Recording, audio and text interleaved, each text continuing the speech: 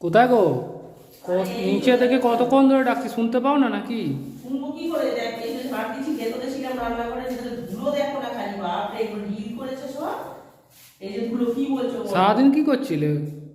কি সারাদিন কি করছে? খেয়েছিলাম সারাদিন আর ঘুমোচ্ছিলাম। ওরা তো কাজ করে বোধহয় অনেকক্ষণ আগে চলে গেছে। অনেকক্ষণ আগে গেছে, এই যে একটু আগে কাজ করে গেল।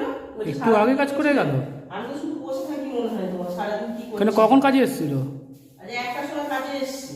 ও, এই ধুলো ধুলো ধুলো আমাকে নিয়ে সব মরতে হয় ধুলো। বলছে এতক্ষণ কি করছিস? রোজ রোজ রোজ ঠিক আছে, আমি হাত দিয়ে দিচ্ছি, তুমি চা করবে যাও।